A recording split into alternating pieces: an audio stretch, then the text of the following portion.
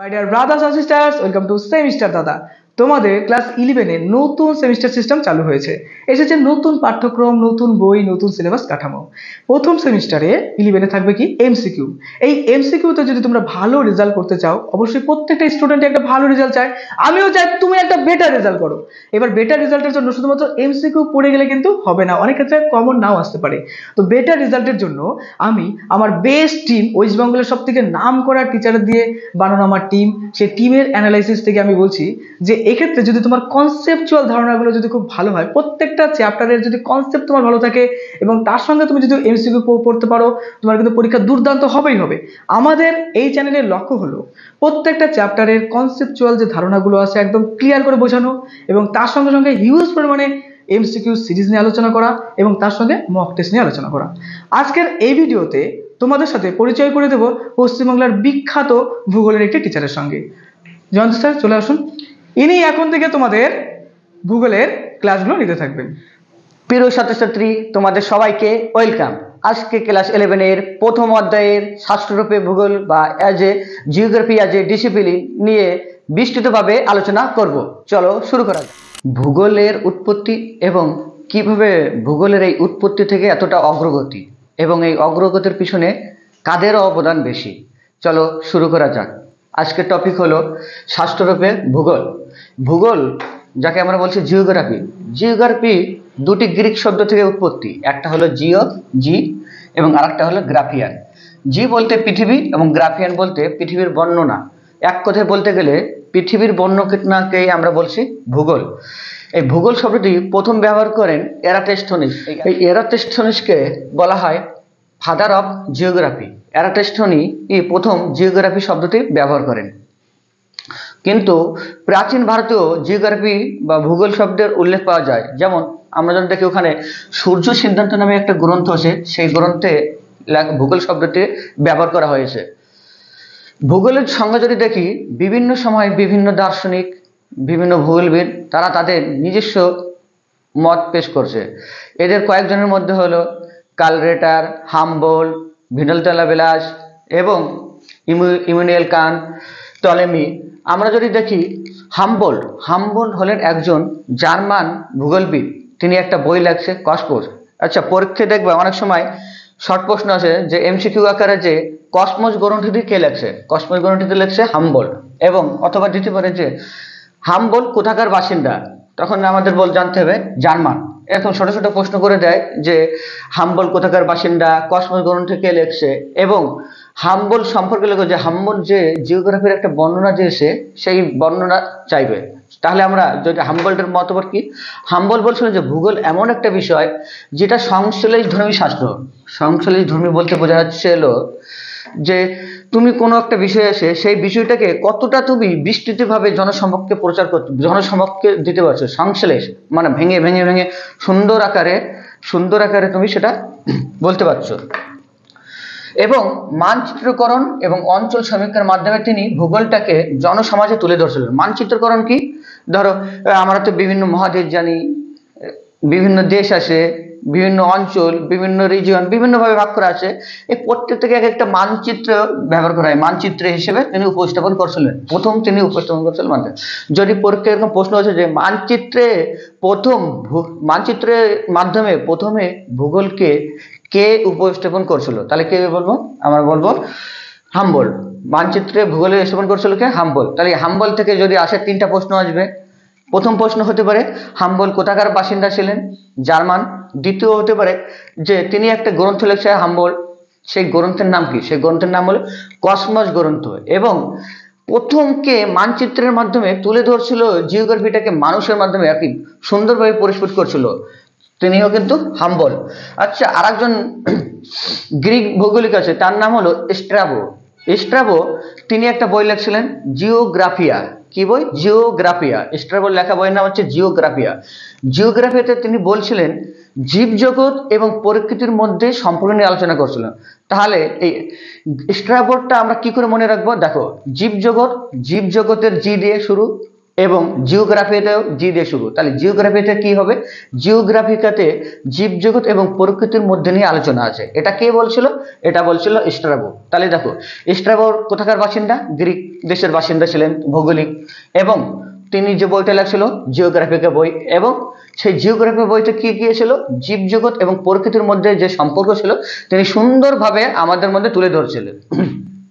আর একজন আছে ভিডল দে লা বেলাস। ভিডল দে লা বেলাস একজন ছিলেন ফরাসি দার্শনিক, ফরাসি ভৌগোলিক, ভিডল দে লা বেলাস। এই যে নামগুলো বললাম, ভিডল দে লা বেলাস, হাম্বল, স্ট্রাবো, আমরা যদি দেখি যে আমাদের ভূগোলবিদগুলো বা ভৌগোলিকগুলো বা দার্শনিকগুলো, তাদের মধ্যে যদি দেখি সব থেকে গুরুত্বপূর্ণ কিন্তু এরাই ছিলেন, ভিডল দে লা বেলাস, কার্ল রেটার, হাম্বল, স্ট্রাবো। এদের হাত ধরেই আজ ভূগোল এত মূল্যবান, পুরো পৃথিবীর সমগ্র ভূগোল নিয়ে চর্চিত হচ্ছে।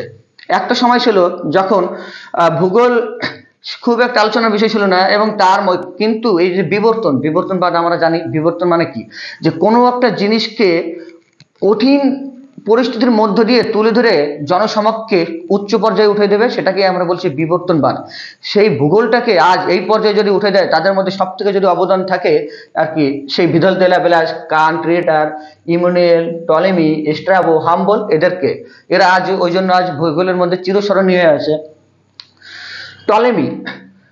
টলেমি অভিক্ষেপ, মানচিত্র অভিক্ষেপ, তিনি প্রথম বলছিলেন মানচিত্র অভিক্ষেপ। এবার মানচিত্র অভিক্ষেপ বলতে আমরা কি বুঝি? আমরা হয়তো অনেকেই জানি যে মানচিত্র অভিক্ষেপ মানে কি, যখন যে কোনো একটা জিনিসে আমরা বোর্ডে অথবা ধরো খাতায়, যখন আমরা সেটাকে একটা চিত্রটাকে, যে কোনো চিত্র ইন্ডিয়া বলে যে কোনো চিত্রটাকে যদি আমরা তার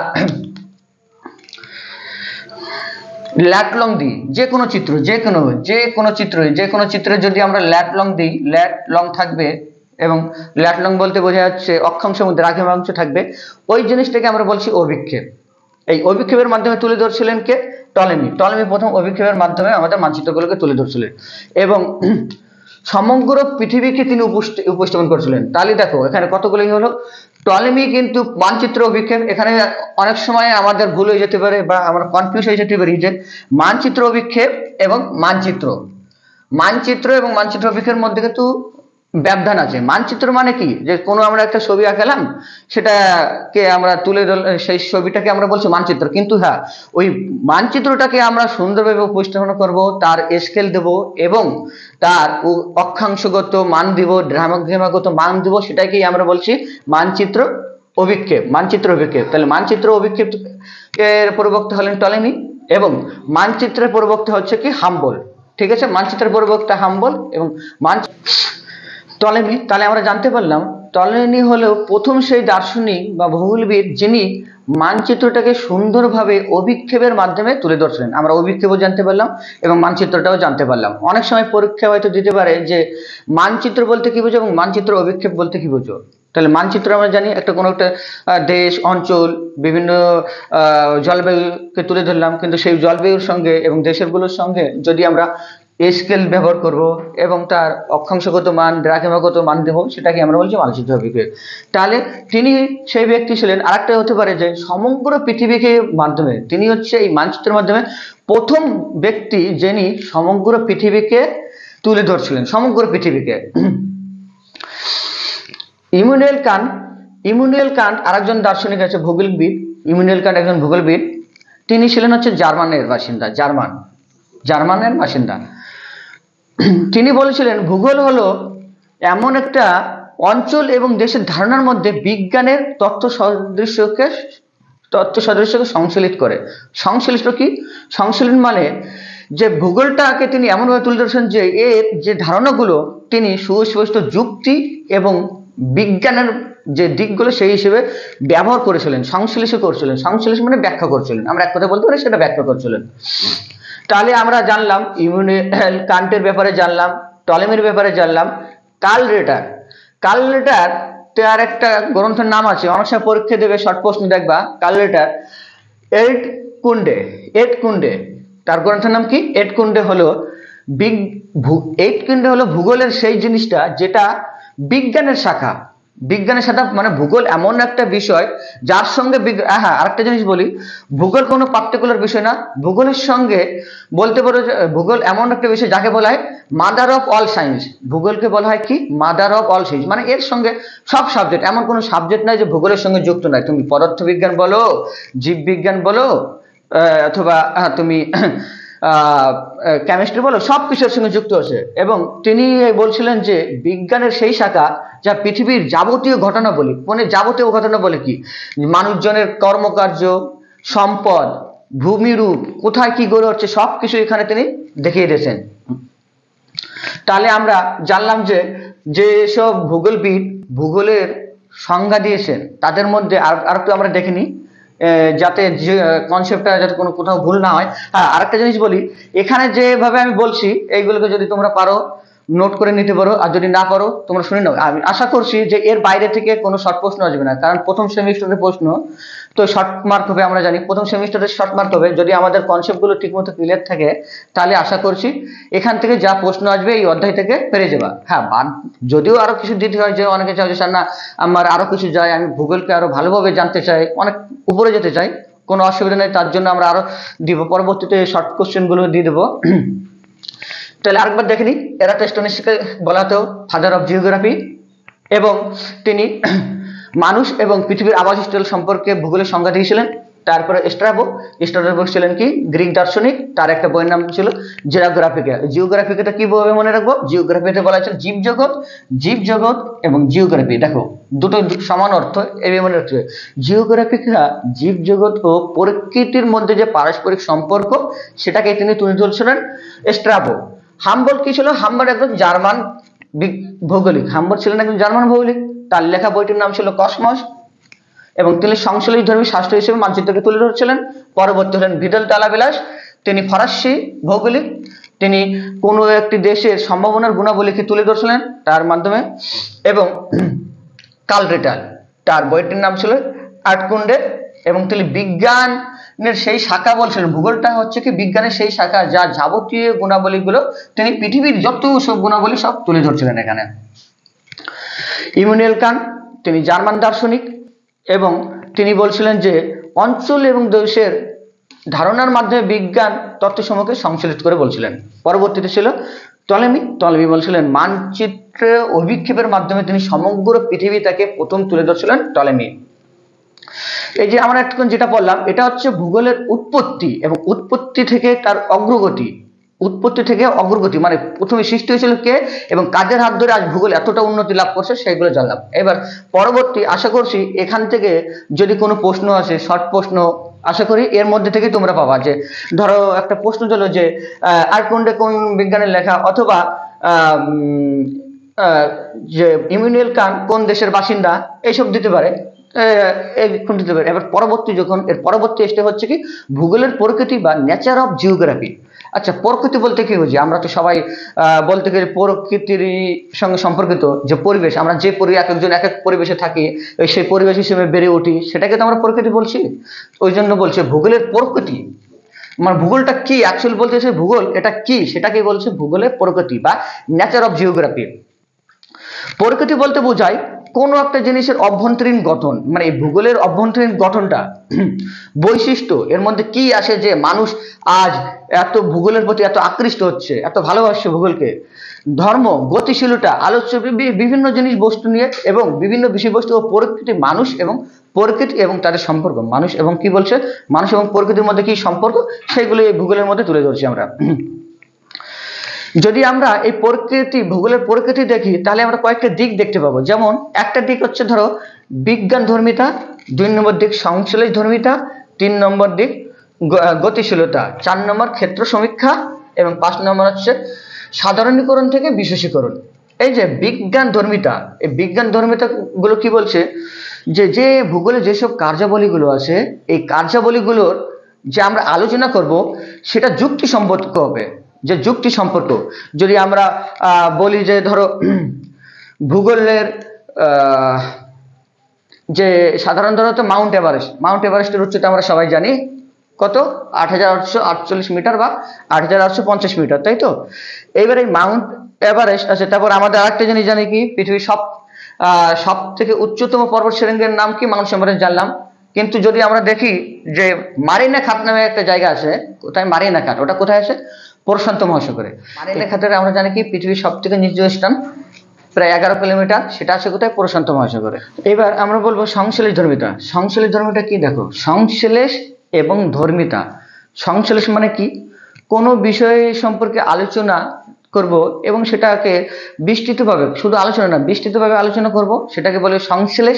এবং ধর্মিতা মানে কি? সেই আলোচনার মধ্যে গুণগুলা কি কি, সে গুণগুলো কি, যুক্তিপূর্ণ গুণ থাকবে, বৈজ্ঞানিক গুণ, সেটাকে বলছে আমরা সংশ্লেষ ধর্মিতা। একটি বিষয়কে কেন্দ্র করে এটা গড়ে ওঠেনি, এটা হচ্ছে এর মধ্যে বিভিন্ন বিষয় আছে। এখানে শুধু যে তুমি বলবা যে একটা বিষয়কে গড়ে উঠছে তা না, এখানে বিভিন্ন বিষয় নিয়ে আলোচনা করে। হ্যাঁ, গতিশীলতা কি? গতিশীল মানে কি? ভূগোল এমন একটা বিষয় যে বিষয় দাঁড়ায় থাকেনি। কিন্তু তুমি ভূগোলকে দেখবা যে ভূগোলের যখন যে সৃষ্টি থেকে এই বর্তমান পর্যন্ত ভূগোল কিন্তু দাঁড়িয়ে নেই। নতুন নতুন জিনিস আবিষ্কার হচ্ছে, নতুন নতুন থিওরাম আসছে। এই ওই জন্য আমরা বলছি ভূগোল হচ্ছে একটা গতিশীল বিষয়। ভূগোল হচ্ছে কি? একটা গতিশীল বিষয়।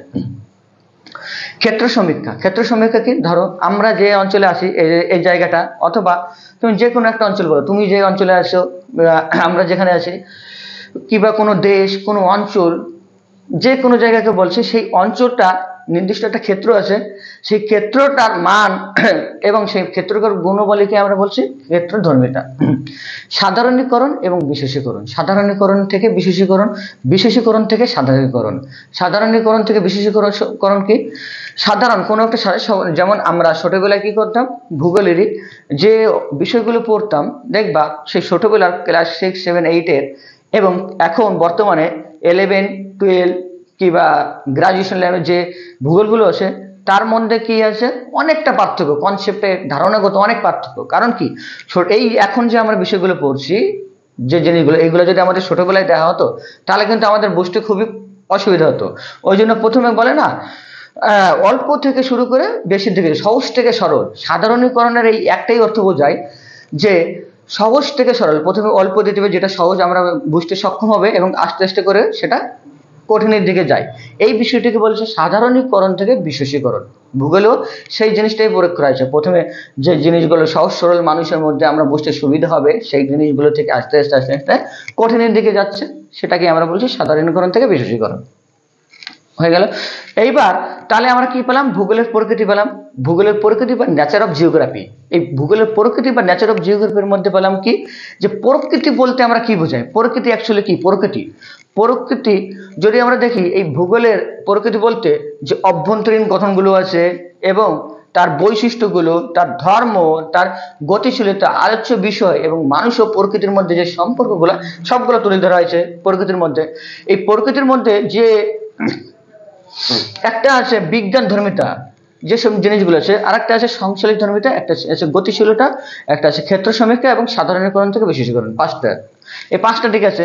এই বিজ্ঞান ধর্মিতা বলছে যে ক্রিয়াকলাপগুলি ছিল, সেই ক্রিয়াকলাপগুলি, তাহলে সেই ভূগোলের প্রকৃতির যে দিকগুলি আছে সেই দিকগুলি হলো একটা বিজ্ঞান ধর্মিতা, সংশ্লেষ ধর্মিতা, গতিশীলতা, ক্ষেত্র সমীক্ষা এবং সাধারণীকরণ থেকে বিশেষীকরণ। তাহলে আমরা দেখলাম যে বিজ্ঞান ধর্মিতা মানে কি? যে কার্যগুলো ছিল সেই কার্যগুলো বিজ্ঞানসম্মত আলোচনা, সেটাকে বলছে বিজ্ঞান ধর্মিতা। সংশ্লেষ ধর্মিতা কি? যে বিষয়টা, ভূগোল তো কোনো একটা নির্দিষ্ট বিষয় না, এর বিস্তার অনেকটা, এর বিস্তার অনেক কিছু, কি নেই বলতে গেলে ভূগোলের মধ্যে, সেই জিনিসগুলোকে নিয়ে যে আলোচনা, কার্যকলাপগুলো, সেটাকে আমরা বলছি সংশ্লেষ ধর্মিতা। এবং এই সংশ্লেষ ধর্মিতার মধ্যে যদি আমরা দেখি যে যে একটা জিনিসকে নিয়ে কেন্দ্র করে নি, বিভিন্ন বিষয়বস্তু আছে এর মধ্যে। তুমি দেখো না, যদি আমরা দেখি যে মানবীয় ভূগোল আছে, অর্থনৈতিক ভূগোল আছে, জীব ভূগোল আছে, এইসব জিনিসগুলো আমরা পাবো। গতিশীলতা, ভূগোলে সেই শুরু থেকে এখনো থেমেনি, এখনো সে চলছে। ভূগোলের মধ্যে নতুন নতুন যে জিনিসগুলো, মানুষের ক্রিয়াকলাপ, প্রকৃতিতে নতুন যেসব জিনিস, সবকিছু ভূগোলের মধ্যে অন্তর্ভুক্ত করা হচ্ছে, তাই বলা হয়েছে ওটাকে ভূগোলের গতিশীলতা। ক্ষেত্র সমীক্ষা, কোন একটা অঞ্চলকে নিয়ে আলোচনা করছে, ক্ষেত্র সমীক্ষা। এবং সাধারণীকরণ থেকে বিশেষীকরণ, সহজ থেকে কঠিনের দিকে যাচ্ছে, তাকেই আমরা বলছি সাধারণীকরণ থেকে বিশেষীকরণ। হ্যাঁ, অনেক ক্ষেত্রে আবার কি হয়, বিশেষীকরণ থেকে সাধারণীকরণ, মানে কঠিন থেকে সহজের মধ্যে আসা যায়, কিন্তু বেশিরভাগ ক্ষেত্রে আমরা কি করবো, সাধারণীকরণ থেকে বিশেষীকরণ, মানে সহজ থেকে কঠিনের দিকে যাব। তাহলে আমাদের হয়ে গেল ভূগোলের প্রকৃতি বা নেচার অফ জিওগ্রাফি হলো। তাহলে আমরা এখানে দুটো পালাম। প্রথমটা পালাম কি? ভূগোলের সংজ্ঞা এবং উৎপত্তি। প্রথমে পেয়েছিলাম ভূগোলের সংজ্ঞা এবং উৎপত্তি পেয়ে গেলাম, পরবর্তীতে পেলাম কি ভূগোলের প্রকৃতি। এইবারে যেটা আসবো সেটা হচ্ছে ভূগোলের পরিধি। ভূগোলের পরিধি কিন্তু সীমিত নয়, বলতে গেলে যে ভূগোলের কোনো পরিধি তুমি বলতেই পারবে না যে এটা ভূগোলটা কতটা জায়গা নিয়ে বিস্তৃত হবে, ভূগোলের কোনো সীমায় নাই। হ্যাঁ, কিন্তু আমরা কি হচ্ছে নির্দিষ্ট কোনো একটা পরিধি নিয়ে আলোচনা করব, কিন্তু এই অ্যাকচুয়ালি যদি আমরা দেখি এর কোনো পরিধি নেই ভূগোলের, ভূগোলে অনন্তহীন, অনন্তহীন। তবু যেটা যদি আমরা সামান্য কিছু যদি দেখি, সামান্য যদি দেখি, এর মধ্যে প্রধান আলোচ্য বিষয় হলো মানুষ এবং প্রকৃতি, এই দুইয়ের মধ্যে সম্পর্ক জানবো। মানুষ এবং প্রকৃতির মধ্যে কি সম্পর্ক, সেটাই হচ্ছে প্রকৃতির মধ্যে আমরা জানবো, প্রকৃতির মধ্যে জানবো। যেমন এখানে কয়েকটা দৃষ্টিভঙ্গি আছে, একটা হচ্ছে জিওক্র্যাটিক দৃষ্টিভঙ্গি, একটা থিওক্র্যাটিক দৃষ্টিভঙ্গি, একটা উওক্র্যাটিক দৃষ্টিভঙ্গি, একটা বৈজ্ঞানিক দৃষ্টিভঙ্গি, একটা নব্য নিয়ন্ত্রণবাদ দৃষ্টিভঙ্গি। এই কয়েকটা, পাঁচটা: জিওক্র্যাটিক দৃষ্টিভঙ্গি, থিওক্র্যাটিক দৃষ্টিভঙ্গি, উওক্র্যাটিক দৃষ্টিভঙ্গি, বৈজ্ঞানিক দৃষ্টিভঙ্গি এবং নব্য নিয়ন্ত্রণবাদ। যদি আমরা এই জিওক্র্যাটিক দৃষ্টিভঙ্গি দেখি, এখানে বলা হয়েছে যে প্রকৃতি মানুষকে নিয়ন্ত্রণ করছে। কি বলছে?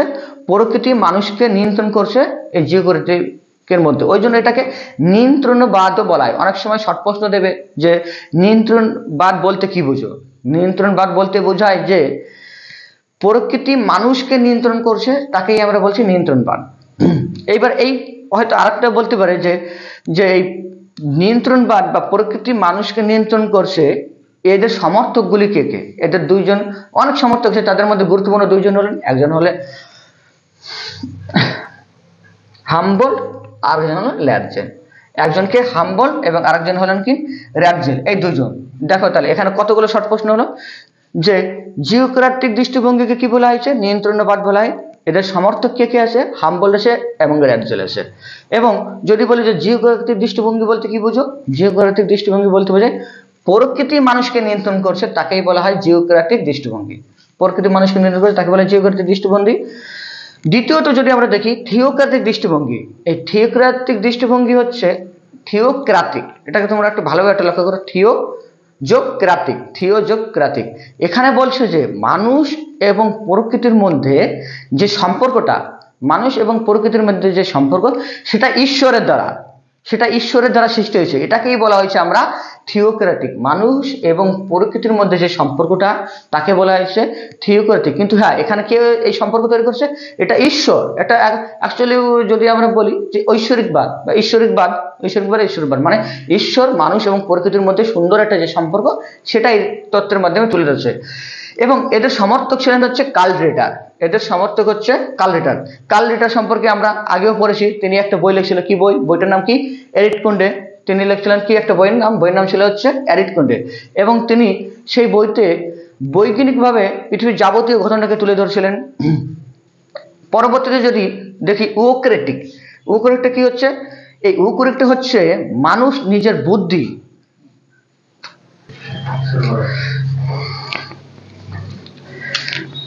তাহলে দেখো ইউক্রেটিকটা কি? ইউক্রেটিক হচ্ছে মানুষ তার নিজের বুদ্ধি এবং জ্ঞানের দ্বারা, মানুষ তার নিজের বুদ্ধি এবং জ্ঞানের দ্বারা কি করছে? এই যে পরিবেশের মধ্যে যে সম্পর্ক, সেটা তৈরি করছে। মানুষ তার নিজের জ্ঞান এবং বুদ্ধিকে পরিকৃত পরিবেশের সঙ্গে সম্পর্ক করছে, তাকে বলা হয় ইউক্রেটিক। হ্যাঁ, এই যে মানুষ তার জ্ঞান ও বুদ্ধিকে ব্যবহার করছে, সেটাকে বলা হয় আমাদের সম্ভাবনাবাদ। কি বলা হয়? সম্ভাবনাবাদ, সম্ভাবনাবাদ।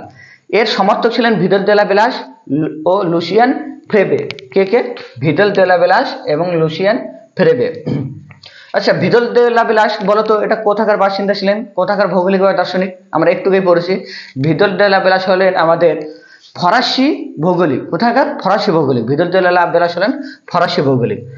পরবর্তী হচ্ছে বৈজ্ঞানিক দৃষ্টিভঙ্গি। বৈজ্ঞানিক দৃষ্টিভঙ্গি বলছে যে আমরা যে প্রকৃতি এবং মানুষের মধ্যে যে সম্পর্কটা, সেই সম্পর্কটা তিনি কি বলছে? তত্ত্বের মাধ্যমে, তত্ত্ব মানে বিভিন্ন তত্ত্বের মাধ্যমে তুলনা করা হয়েছে, বৈজ্ঞানিক তত্ত্ব। এবং এর মধ্যে ছিলেন কে? যেসব দার্শনিক আছেন তাদের হচ্ছে Oskar Hermann, Khristian Spate, Oskar Hermann, Khristian Spate. পরবর্তী বাদ হচ্ছে কি? নব্য নিয়ন্ত্রণবাদ। পরবর্তী যেটা আছে ধারণা, নব্য নিয়ন্ত্রণবাদ। নব্য এবং নিয়ন্ত্রণবাদ, নব্য এবং নিয়ন্ত্রণবাদ বলতে কি বোঝায়? দেখো, নব্য মানে কি? নতুন। নিয়ন্ত্রণ মানে কি? কোনো কিছুকে নিয়ন্ত্রণ করা হচ্ছে।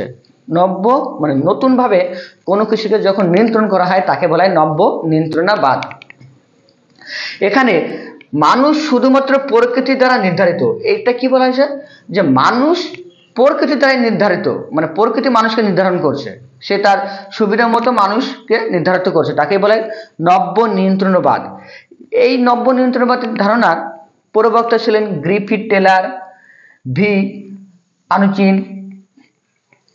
দেখো তাহলে কি হলো, ভূগোলের পরিধি আমরা শুরুতেই বলছিলাম ভূগোলের পরিধি সীমিত নয়, এর পরিধি অনেকটা ভূগোলের পরিধি।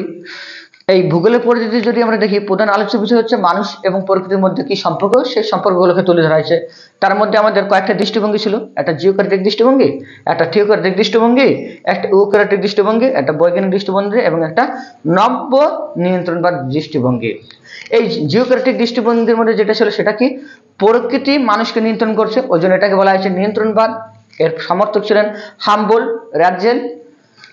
থিওক্রেটিক দৃষ্টিভঙ্গির মধ্যে আছে কি, পারস্পরিক সম্পর্ক নির্ধারিত ঈশ্বরের বিষয়, ঈশ্বর আমাদের কি করছে, মানুষ এবং প্রকৃতির মধ্যে সম্পর্ক নির্ধারণ করছে। এর প্রবক্তা হচ্ছিল কে, কার্ল রিটার। পরবর্তীতে ইউক্রেটিক হচ্ছে কি, মানুষ তার বুদ্ধির দ্বারা প্রকৃতিকে নিয়ন্ত্রণ করছে, সেটাকে বলা হয় সম্ভাবনাবাদ। এর সমর্থক হলেন ভিদল দে লা ব্লাস, লুসিয়ান ফেব্রে। এবং বৈজ্ঞানিক দৃষ্টিভঙ্গিতে কি হচ্ছে, বিভিন্ন তথ্যের মাধ্যমে উপস্থাপন করা হয়েছিল। এখানে এর প্রবক্তা হচ্ছে অস্কার হারমান, ক্রিস্টিয়ান স্পেট। আর নব্য নিয়ন্ত্রণবাদ, নতুনভাবে মানুষ প্রকৃতি দ্বারা নিয়ন্ত্রিত হচ্ছে, কি বলছে, নতুনভাবে মানুষ প্রকৃতি দ্বারা নিয়ন্ত্রিত হচ্ছে, সেটাকে আমরা বলছি নব্য নিয়ন্ত্রণবাদ। এখানে এর যে সমর্থকগুলো ছিলেন, সেই সমর্থকদের মধ্যে হচ্ছে গ্রিফিথ টেলর, ভি আনুচিন এবং প্রমুখ। তাহলে আবার একবার আমরা দেখিনি, আবার একবার শুরু থেকে দেখিনি। হ্যাঁ, আরেকটা কথা বলি, যদি তোমরা পারো নোট করে নিতে পারো, অসুবিধা নেই। আর যদি না পারো এই ক্লাসগুলো দেখলে হবে। আশা করছি যে সব শর্ট প্রশ্নগুলো আসবে, প্রথম সেমিস্টারে 50 মার্কের শর্ট থাকে, তো আশা করছি এই অধ্যায় থেকে যে শর্টগুলো আসবে তার ম্যাক্সিমামটাই তুমি এই ক্লাসেই কভার পাবে। হ্যাঁ, যদি কিছু ছুটে যায় পরবর্তীতে আমরা শর্ট কোশ্চেন দিয়ে দেবো।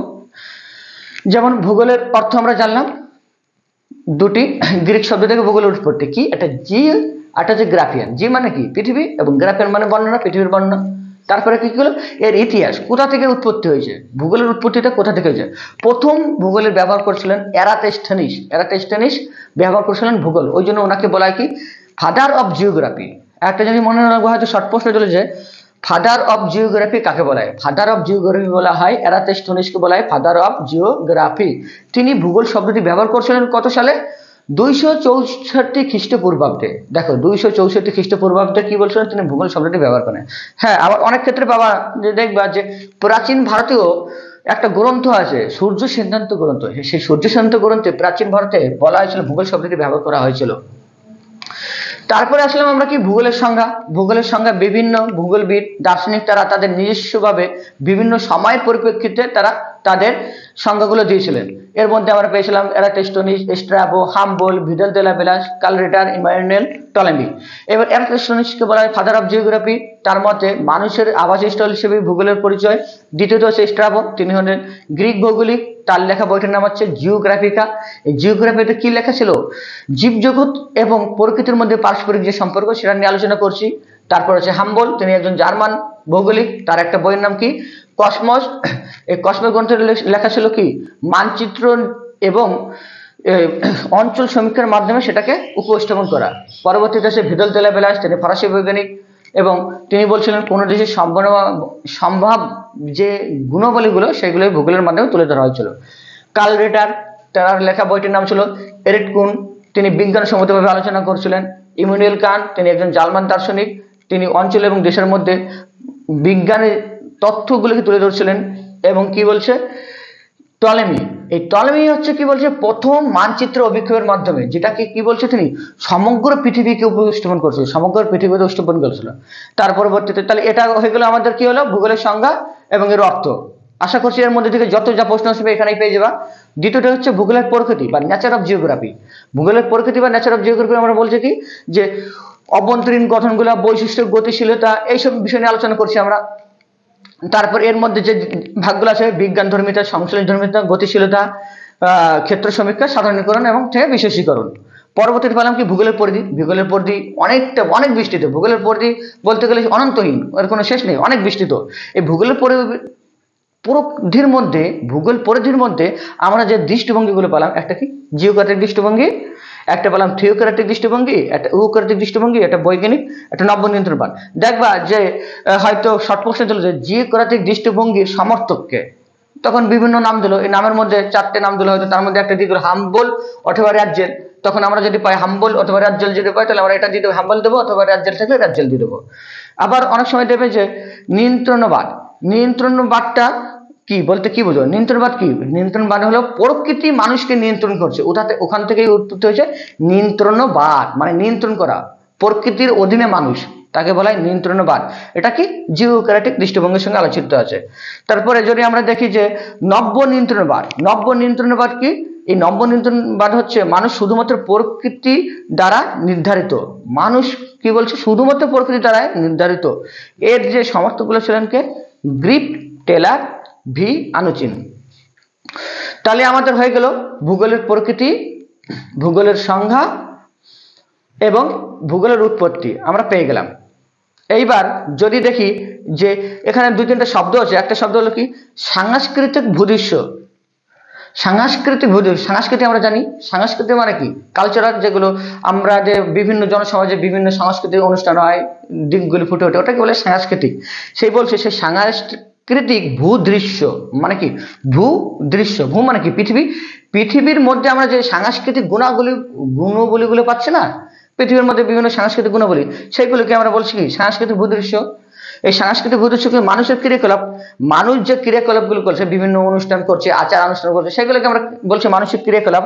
সে মানসিক ক্রিয়াকলাপ বা কার্যাবলীগুলো যে ফুটে উঠছে সাংস্কৃতিক সুন্দরভাবে, তাকেই বলা হয়েছে সাংস্কৃতিক ভূদৃশ্য। এবার অবস্থান নির্ণয়। অবস্থান নির্ণয় আমরা বলতে কি বুঝবো? এই অবস্থান নির্ণয় হচ্ছে কি? ভূগোল শাস্ত্রের আলোচনায় কি, কেন এবং কোথায়, এই 3টা প্রশ্ন থাকবে। ভূগোল শাস্ত্রের আলোচনায় হচ্ছে কি, কেন, কোথায়। কি, কেন, কোথায়, বুঝা গেল? ভূগোল শাস্ত্রের আলোচনায় যখন কি, কেন এবং কোথায় এই 3টি প্রশ্নের উত্তর খোঁজা হয়, তখন আমরা পাবো কোথায় বলতে কোনো স্থানের সম্পর্কে বলা হচ্ছে, যে কোথায়, জায়গাটা কোথায়। কোথায় বলতে কি? কোনো স্থান সম্পর্কে বলা হয়েছে, ওই জন্যই বলা হচ্ছে এটাকে আমরা অবস্থান নির্ণয়। সেই জায়গাটা কোথায়, যে কোনো জিনিস, যে সেই জায়গাটা কোথায়, সেটা কি আমেরিকা, ইউরোপ, এশিয়া, চায়না, সেটাকে বলছে যে ভূগোল শাস্ত্রের আলোচনায় কি, কেন, কোথায়। কোথায় বলতে কোনো একটা জায়গা, এবার সেই জায়গাটাকে আমরা বলছি স্থানের অবস্থান, কোন স্থানের অবস্থান, এটাকে বলছে কোন স্থানের অবস্থান। এটা আবার 2 প্রকার, একটা হচ্ছে নিরপেক্ষ, একটা হচ্ছে আপেক্ষিক। একটা নিরপেক্ষ অবস্থান, একটা হচ্ছে আপেক্ষিক অবস্থান। তাহলে ভূগোল শাস্ত্রের অবস্থান কত? নিরপেক্ষ অবস্থান, আপেক্ষিক অবস্থান। তাহলে দেখো আজকে আমরা যদি দেখি যে শাস্ত্ররূপে ভূগোল বা জিওগ্রাফি, শাস্ত্ররূপে ভূগোল বা জিওগ্রাফি অ্যাজ এ ডিসিপ্লিন, এর মধ্যে আমরা যে জিনিসগুলো পেলাম, যে একটা হচ্ছে ভূগোলের অর্থ, একটা পেলাম ইতিহাস, কোথা থেকে সৃষ্টি হয়ে আজ এই পর্যায়ে আসছে, একটা পেলাম ভূগোলের প্রকৃতি বা নেচার অফ জিওগ্রাফি, একটা পেয়েছি ভূগোলের পরিধি, ভূগোলের পরিধি কতটা পর্যন্ত, তারপরে পেলাম কি সাংস্কৃতিক ভূদৃশ্য, তারপরে পেলাম অবস্থান নির্ণয়। অবস্থান নির্ণয় হচ্ছে কি? অবস্থান নির্ণয় 3টা জিনিস আমরা পাচ্ছি, কি, কেন, কোথায়। এই কোথায় দিয়ে যখন আমরা প্রশ্ন করব যে কোন জায়গাটাকে বলা হচ্ছে নির্দিষ্ট পার্টিকুলার একটা জায়গা, সেই জায়গাটাকে আমরা বলছি অবস্থান। সেটাকে আমরা 2 ভাগে ভাগ করছি, একটা নিরপেক্ষ, একটা আপেক্ষিক। তাহলে আশা করছি যে আমি যে ক্লাসটা আজকে নিলাম, এর মধ্যে শর্ট প্রশ্ন যদি আসে, শর্ট প্রশ্ন আশা করি এখান থেকেই পাবা, এই বিষয়টা থেকে এখান থেকেই পাবা। এবং এর পরবর্তী যে অংশটা আছে, পরবর্তী অংশটা আমি পরবর্তী ক্লাসে তোমাদের বুঝাবো। হ্যাঁ, আরেকটা জিনিস বলি তোমাদেরকে, ভূগোল এমন একটা বিষয় যেটা হচ্ছে তুমি যদি ভূগোলকে ভালোবাসো, তাহলে ভূগোল তোমাকে ভালোবাসবে। মানে তুমি কি জানতে চাও বলে না, কি, কেন, কোথায়, এর অর্থটা কি হচ্ছে? তুমি কি জানতে চাও এর মধ্যে থেকে, ভূগোলকে যদি তুমি ভালোবাসো, হ্যাঁ, ভূগোলের অনেক দিক আছে। যদি তুমি চাও ভূগোল নিয়ে কোনো একটা দিকে আগাবা, মানে উচ্চ শিক্ষা চাও, উচ্চশিক্ষা পিএইচডি চাও, অথবা বিভিন্ন বড় বড় ডিপার্টমেন্ট আছে যেখানে ভূগোলের শিক্ষার্থীগুলোকে নিয়োগ করা হয়, সেখানেও পৌঁছতে পারবা। কিন্তু তার জন্য কি হবে? ভূগোলকে ভালোবাসতে হবে। তাহলে বন্ধুরা, ক্লাসটি তোমাদের কেমন লাগলো কমেন্টে অবশ্যই জানাবা, এবং পরবর্তী ক্লাস পাওয়ার জন্য সাবস্ক্রাইব করে রাখবা। আর একটা যদি ক্লাসটা খুবই ভালো লাগে তাহলে একটা লাইক দিও, ব্যাস।